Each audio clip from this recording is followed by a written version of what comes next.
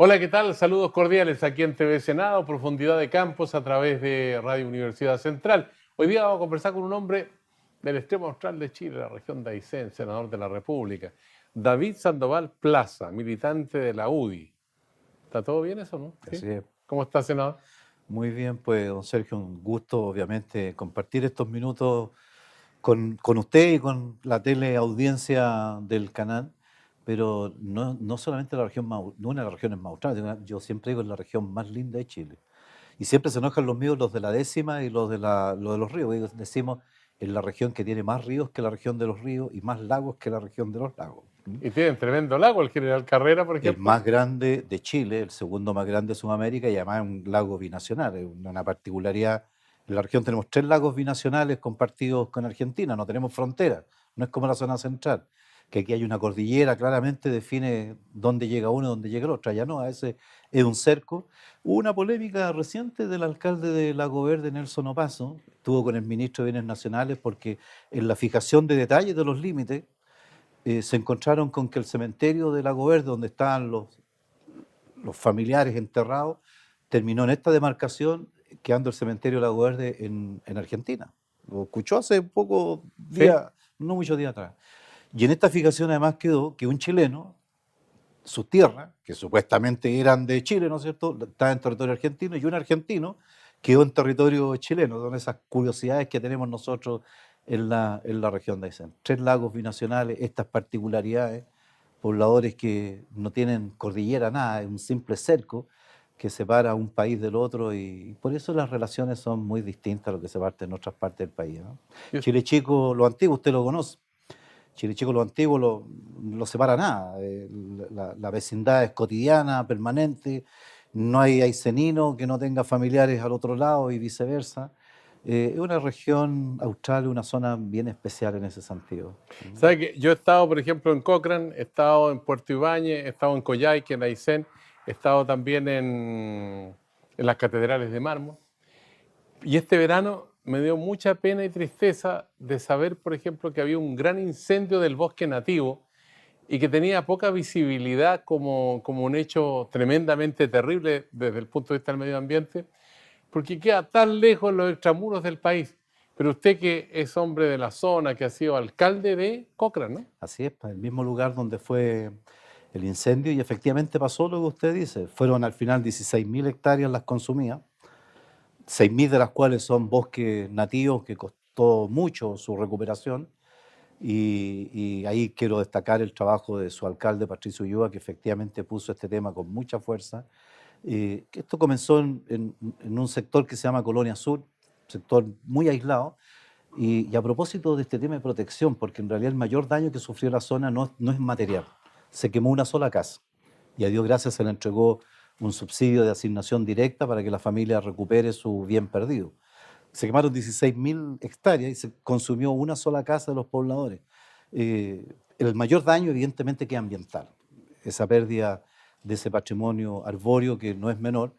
El bosque nativo se demora mucho, 60, 70, 80 años en recuperarse. Hoy día muchos de los bosques que están de renuevo precisamente se recuperaron después de esos grandes incendios que acontecieron allá por la década del 30, 40 en toda la Patagonia, que fueron, Muchos intencionales, ¿eh? o sea, muchos se quemaron porque no nos olvidemos que la región de Aysén en general no fue objeto de un plan de colonización.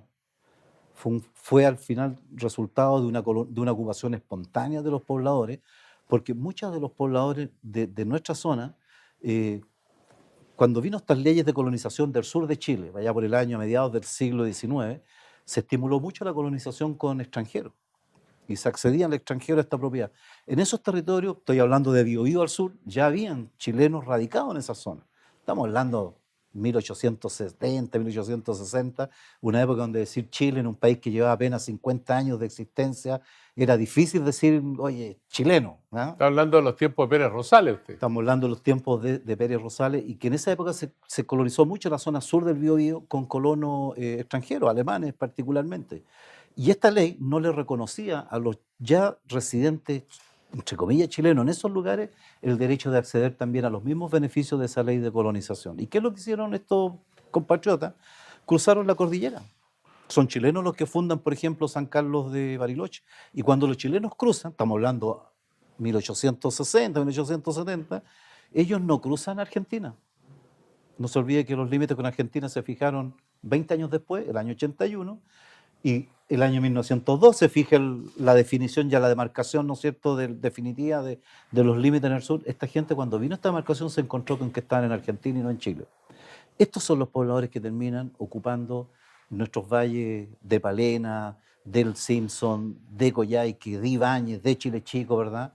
Son esos primeros pobladores. Entonces esa gente ingresó como pudo, sin apoyo del Estado. Por eso hablamos nosotros de una gran diferencia entre colono.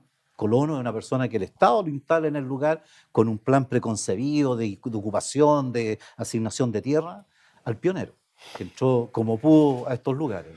Ahí está también ese capítulo negro con don Diego Barros Arana, que él expresa en su momento que esos territorios no tenían mucho valor. Bueno, y tantos errores, ¿no es cierto?, cometidos de esa manera, y mire usted la diferencia hoy en día. Y por eso el tema de los pioneros que usted señala, claro, se cometieron también situaciones como estos incendios, pero si no hubiese sido muchas veces por su ocupación, por su presencia espontánea, al margen de cualquier iniciativa del Estado, los límites de Chile habrían sido también radicalmente distintos. No nos olvidemos que en esa zona, de Puerto Montt al sur, los límites no los fijan las altas cumbres, los fijan las divisorias locales de agua, y en muchas divisorias locales de agua, estar ahí un poblador, un pionero nuestro, fue lo que marcó la diferencia en la fijación de esos límites, si eso era chileno o era argentino. Así yo le hago un gran mérito y siempre le saco un gran valor a esos primeros ocupantes que llegó a nuestra región a principios del siglo pasado, 1902, 1903, hicieron un trabajo meritorio, con una mano adelante y una mano atrás, terminaron ocupando y al final nos terminaron entregando gran parte de lo que hoy día es esa región gracias a esa ocupación. Hay que ponerle en valor a pesar de las dificultades que tuvieron que enfrentar. Ahora, la región de Aysén ha mejorado mucho en conectividad terrestre, pero falta mucho más todavía por hacer para facilitar la conexión entre los distintos poblados que hay que están a grandes distancias en la región de Aysén. Yo siempre planteo, uno dice, ¿qué tan grande es la región de Aysén?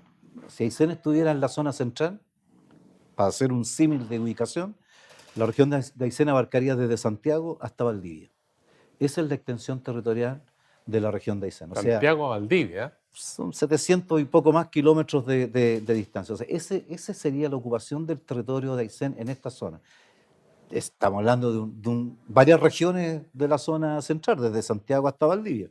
Bueno, esa es la región de Aysén y efectivamente hoy día tiene esta columna vertebral que es la Ruta 7, pero una Ruta 7 que evidentemente primero no está totalmente terminada, está la ruta además demarcada, pero no está pavimentada. Gran parte de la ruta hacia el norte se fijó una meta del gobierno, ¿no es cierto?, de pavimentar el resto de los kilómetros que faltan para terminar desde Coyhaique hasta el límite norte de la región, que es la Junta. Faltan 50 kilómetros. La cuesta del Queulak, que por lo demás es muy conocida por el ventisquero colgante del Queulak, que es todo un atractivo muy, muy lindo de la región de Aysén.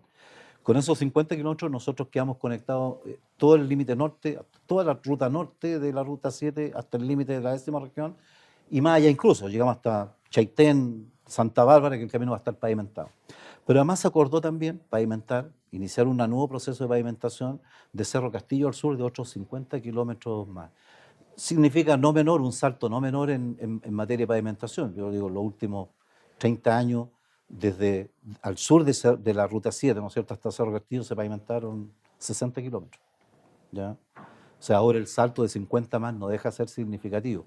Y ahí están sectores que usted conoce. Multa Tranquilo, se van a pavimentar unos tramos. Hoy día, en este minuto se está pavimentando desde Cerro Castillo al sur, ya 18 de un total de 30 kilómetros que involucra. Ya se está en este minuto tirando el pavimento en la ruta. O sea, eso es lo que nos cambia la vida. Y además de eso está todos estos vías transversales que conectan los valles, que conectan a pobladores que muchos de ellos hasta el día de hoy todavía transitan con sus caballos a pilcheros. Los caballos son los que cargan sus alimentos, sus insumos para llegar a sus campos, y evidentemente que eso dificulta. Yo he sostenido durante mucho tiempo, don Sergio, que una de las grandes cadenas que arrastra la zona austral es precisamente no tener un camino que lo conecte con el resto del país y estar supeditado hoy día a una navegación que, si bien es cierto existe, a veces no siempre lo permite por las condiciones.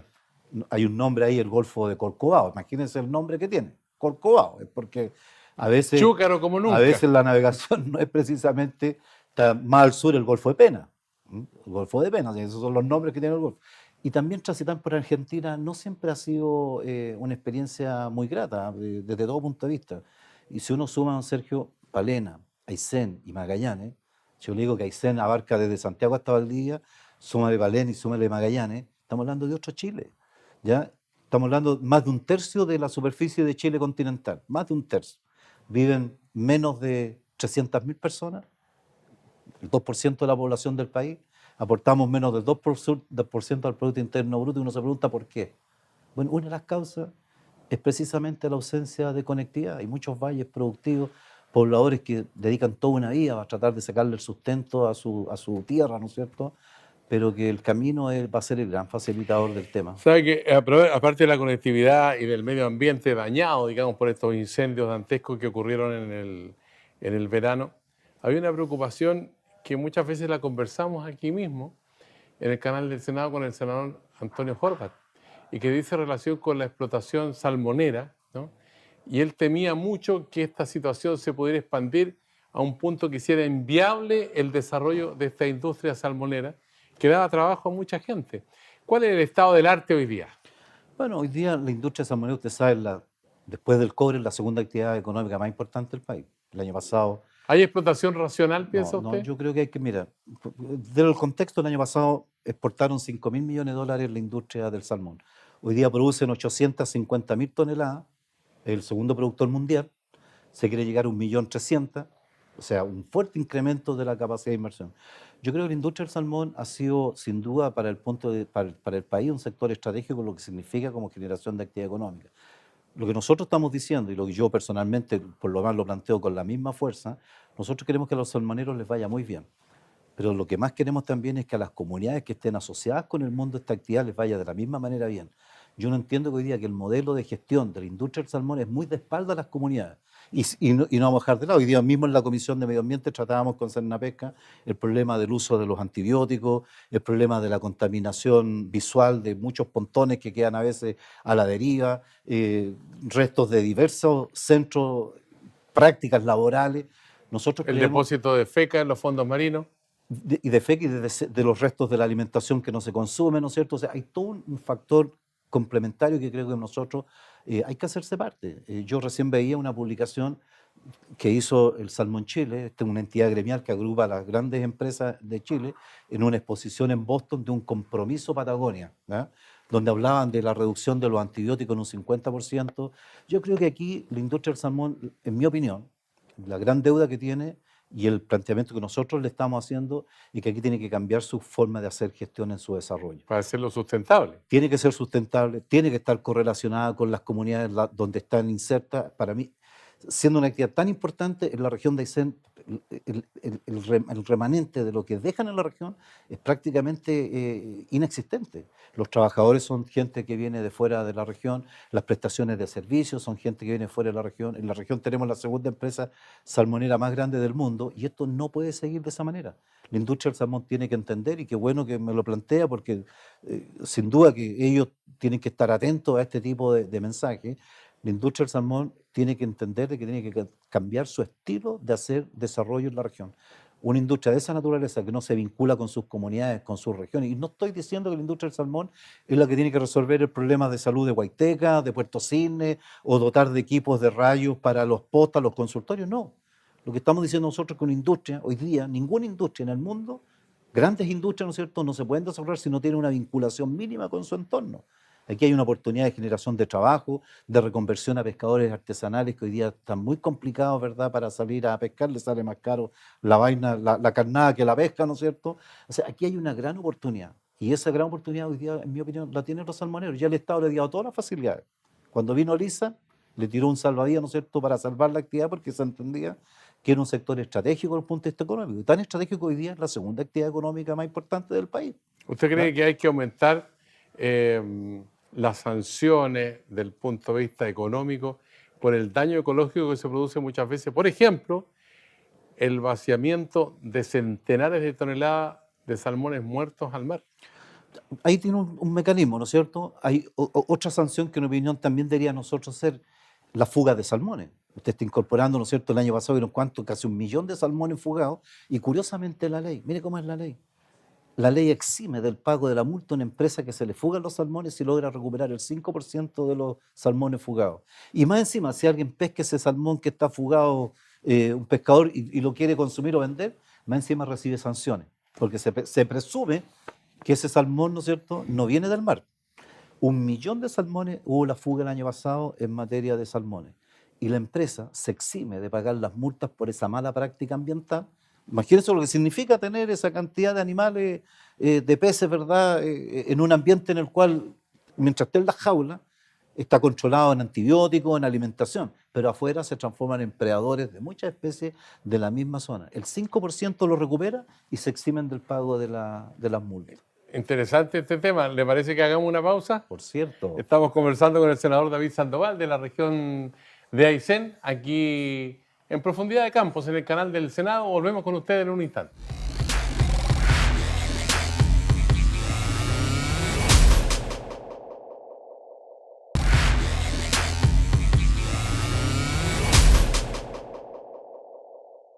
Ya estamos de vuelta aquí en TV Senado, en Profundidad de Campos, conversando con el senador David Sandoval de la región de Aysén. Senador, bueno, estábamos hablando de los salmones. Cuando se recaptura el 5% de los salmones fugados, entonces prácticamente no hay sanción para aquellos que hacen un mal manejo de este sistema productivo. Pero la pregunta mía es si hay alguna legislación que estén pensando como para hacer una responsabilidad que le haga mucho más sentido al responsable del daño que está provocando. No, sin duda. De hecho, hay varias mociones. Yo particularmente también he patrocinado más de algunas de ellas también respecto de avanzar en la legislación en relación al tema del delito ambiental. El gobierno se convenció de que esto era una necesidad, que a veces a los que afectaban o que provocaban daño en materia ambiental le era mucho más lucrativo pagar la multa, porque lo único que significaba era pagar la multa, no le involucraba ningún otro castigo adicional y seguir con las penas. Mira lo que pasa con la pesca ilegal, que un negocio hiper lucrativo, ¿verdad? Pero que de un enorme daño, de un enorme prejuicio precisamente para las comunidades en materia de la pesca artesanal en general. Los tipos lo único que hacen les decomisan la especie, pero no hay ningún daño, ninguna sanción adicional. Yo creo que estas dos... ¿Hace falta una nueva ley de pesca? Yo creo que sí, y de hecho yo voy regularmente no soy miembro de la Comisión de Pesca, pero voy regularmente a la Comisión. Hay un compromiso formal de ingresar esta nueva ley de pesca. Yo creo que sí, hay que ingresarla. El gobierno se convenció de eso y entiendo que este año es la fecha, ¿no es cierto?, para que se ingrese este proyecto. Se acaban de sancionar varias normas respecto al tema de la pesca a través de leyes cortas. Y de hecho en la comisión se ha debatido mucho que no queremos que las leyes cortas se terminen siendo más largas que la ley larga amenazada, ¿verdad?, que va a venir. Pero yo creo que evidentemente que hay que hacer una mejora sustantiva en las regulaciones como las que mencionamos recientemente, y yo creo que hay harto interés en el tema. El daño, delito ambiental, hay dos normas, hay un proyecto que se está ingresando, hay mociones que se están hoy día tramitando en la Comisión de Medio Ambiente, que van precisamente en esa dirección. Si no somos capaces nosotros de entender, uno no debería de estar estableciendo en nuestro país tantas regulaciones. Una empresa responsable ambientalmente, productivamente, de una empresa como el caso del salmón, en mi opinión, no debería tener pero ninguna falta de naturaleza ambiental, porque estaría contraviniendo, ¿no es cierto? Oye, hoy día en los mercados de afuera ya no importa solamente el producto etiquetado, ¿no es cierto?, bien envasado en la vitrina. Ya hoy día los compradores están averiguando cuáles son las prácticas ambientales, cuáles son las prácticas laborales, cuál es la historia, cuál es la trazabilidad, ¿no es cierto?, Claro, de ese producto. Y por eso incluso más nosotros, que en la región de Aysén, estamos planteando la construcción de un protocolo productivo con la industria del salmón. Yo personalmente me he reunido con ejecutivos, con dueños de las empresas, con el Consejo Salmonero, y tenemos en este minuto articulado en la región un esquema de trabajo, de un compromiso que signifique, ¿qué cosa? En la región de Aysén se produce casi el 80% del salmón que se exporta en el país, de las 850.000 toneladas. No se procesa ni un salmón en la región de Aysén. Todo se hace en la 10ª región, todo. Gran parte de los trabajadores que van a la zona, a la industria les es más fácil pagarle el pasaje, los llevan de Puerto Montt, incluso de Valparaíso, incluso de más al norte, hasta la región. Los tienen 20 días en el centro, ¿no es cierto?, después libre otros días en sus lugares de origen, ni siquiera es trabajo. Y sin embargo usan todos los beneficios que tiene la región, hasta la bonificación de la mano de obra. los subsidios de transporte marítimo. Entonces yo creo que aquí este esquema hay que cambiarlo y confiamos sinceramente que este protocolo, a los cuales ellos se han allanado a suscribir, va a significar ¿qué cosa? Un compromiso que va a tener la industria con la región respecto de un proceso de sustentabilidad en materia productiva, en materia ambiental, en materia laboral, en materia de inserción de las comunidades también al desarrollo de este tema. Claro. ¿Cómo es posible, don Sergio, que la región de Aysén, ningún centro educacional de la región no tiene ninguna carrera, ni siquiera la Universidad de Aysén, que se creó hace poco, ninguna carrera vinculada con la principal actividad económica hoy día que tiene la región, que es la actividad acuícola? No hay profesionales que se formen allí No hay. con ese propósito. Algo no está funcionando y eso es lo que queremos corregir con este protocolo. ¿Está preocupado usted por el tema ambiental, la explotación del salmón, la situación de los bosques, en fin? ¿Chile debería suscribir entonces el convenio ambiental de Naciones Unidas? Sin duda. Y yo creo que tarde o temprano lo tiene que el gobierno asumir de que tiene, se refiere al acuerdo de Escazú, ¿no es cierto? Yo creo que tarde o temprano va a tener que suscribirse a ese tema.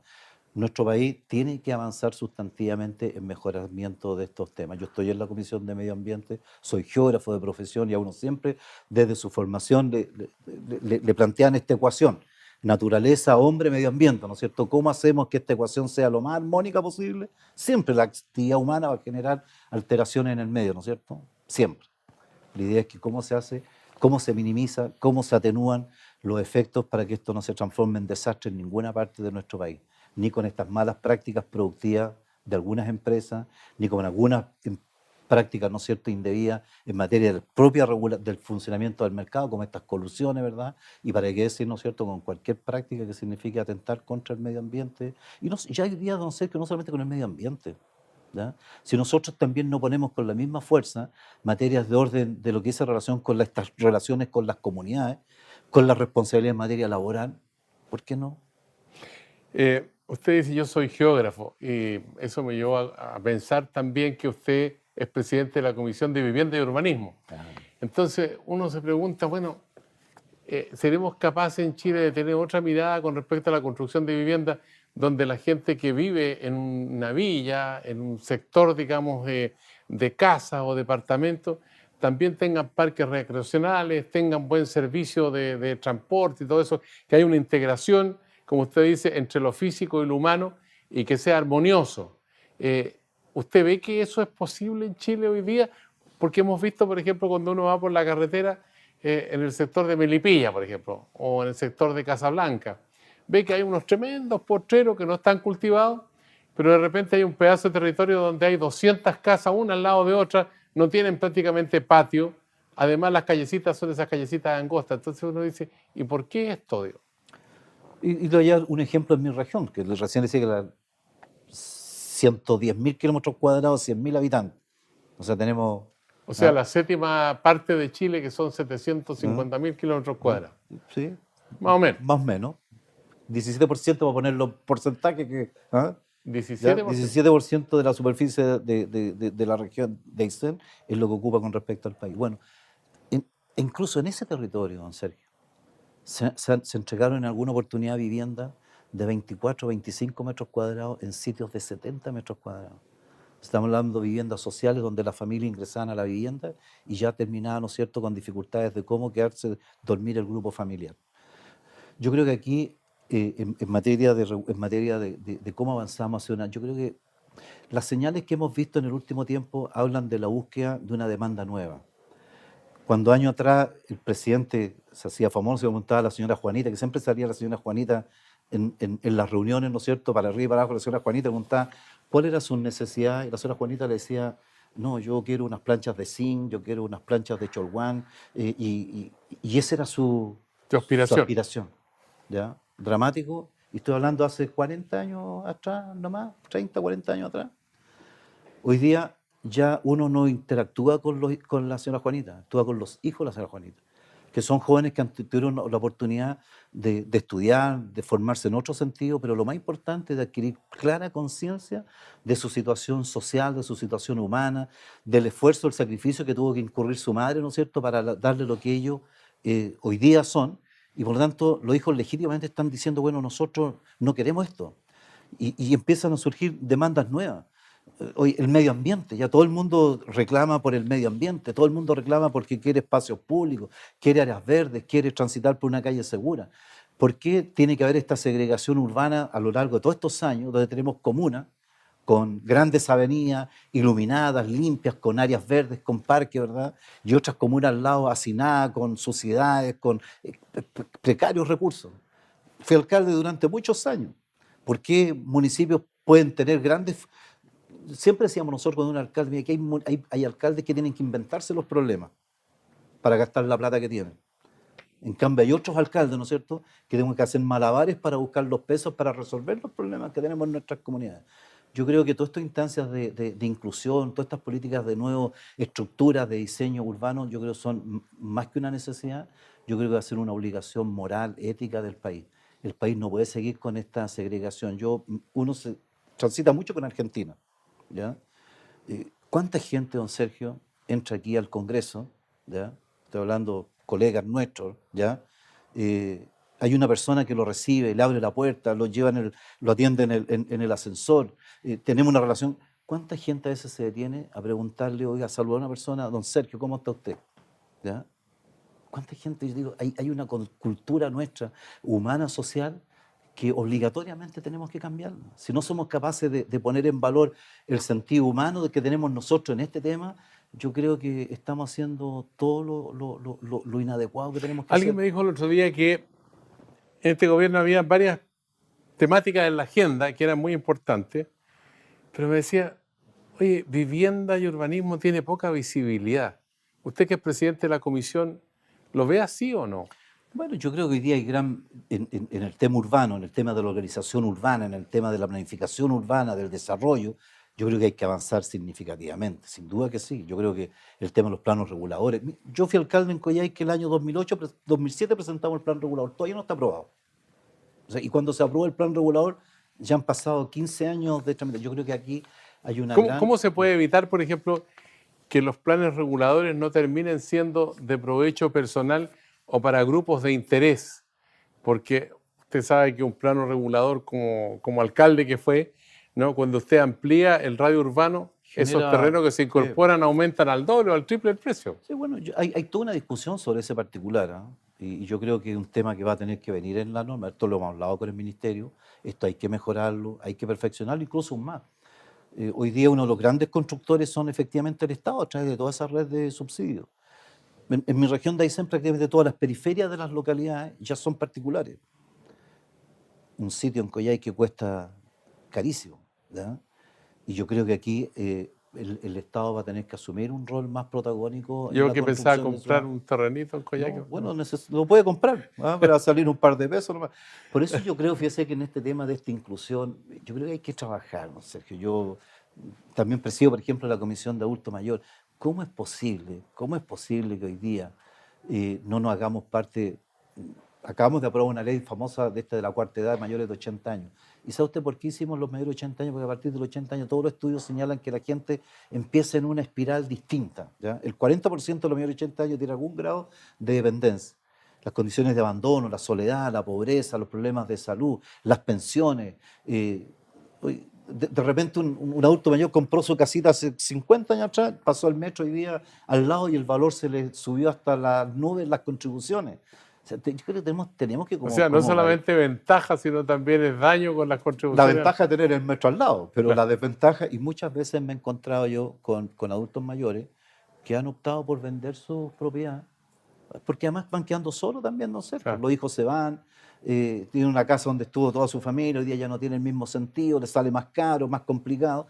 Yo creo que en todo orden de cosas, en vivienda, en adulto mayor, donde usted lo mire, tenemos que necesariamente avanzar en una visión más Pero inclusiva. usted dio en el clavo con ese punto porque la reforma a las pensiones está en la agenda, pero el problema es que la discusión se ve como tremendamente compleja y algunos hablan de distintos sectores políticos, dicen, oye, aquí hay una urgencia, ¿qué pasa con las personas mayores de hoy día? ¿No? Porque si hay una reforma al sistema de pensiones global podría tener un efecto de aquí a 20, 30 años quizás, un mejoramiento sustantivo. Entonces dice, bueno, pero veamos primero el pilar solidario que es más urgente.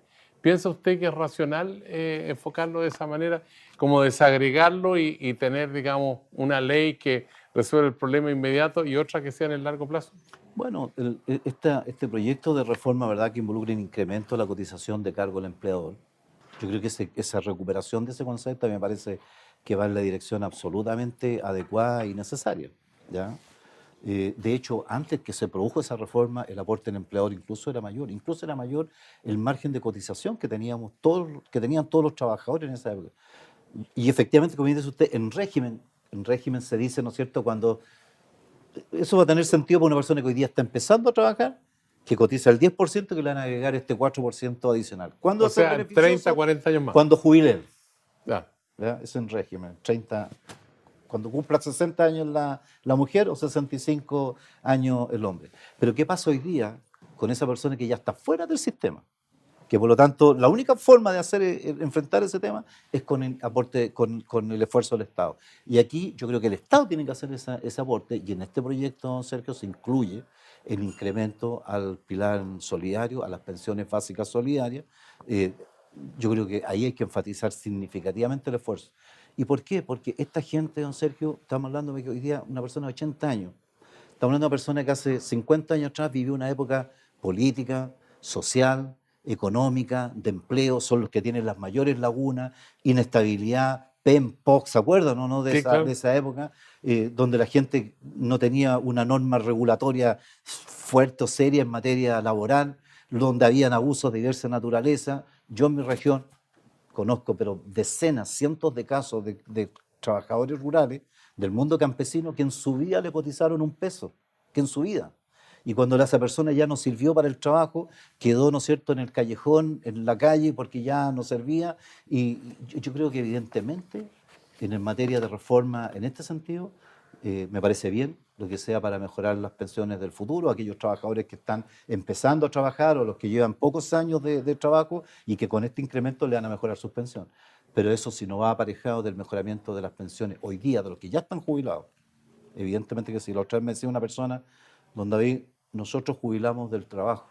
Los que están jubilando ahora Y profesores, traía el caso en mi región, profesores que como me decían, mire, yo de vivir una condición determinada paso a vivir una condición de pobreza. ¿Ya? Y sabes tú por qué además, don Sergio, porque toda la gente que está en esta condición, que bueno, hoy día el joven, el papá, la mamá, ¿verdad?, que no tienen que pagarle por la educación de sus hijos. Pero el papá y la mamá que estaba para atrás, antes de esta ley, toda su capacidad de lograr reunir algún esfuerzo de ahorro adicional, ¿dónde lo tuvo?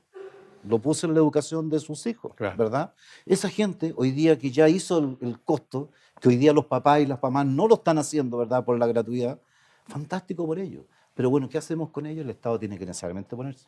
Mejorar las pensiones, sin duda, y espero que se haga, no esperando en régimen 30 años más, porque se nos van a ir esos adultos mayores y nuestra sociedad va progresivamente para allá.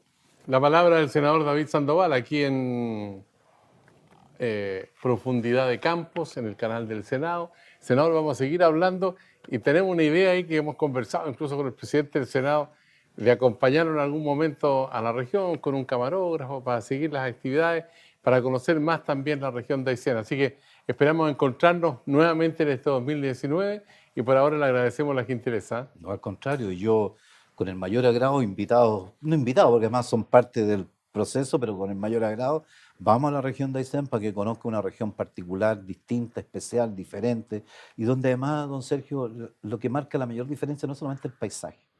Ya tenemos 2 campos de hielo, 3 lagos binacionales, el río más caudaloso de Chile, el río Baque, el lago más grande de Chile, el segundo más grande de Sudamérica, el General Carrera. Lo más importante que tenemos son esos 100.000 habitantes que tienen un profundo calor humano, una gran afectividad con la gente, y es gente muy transparente, de mucha sensibilidad también para recibirlo, así que con el mayor agrado para que conozcan a alguien más de Chile lo que es la Patagonia Austral. Ya pues lo da firmado el senador Sandoval y nosotros también hacemos el compromiso con usted de seguir conversando aquí en Profundidad de Campos en el canal del Senado junto con Radio Universidad Central. Será hasta la próxima. Muchas gracias, senador. Un gusto, como siempre.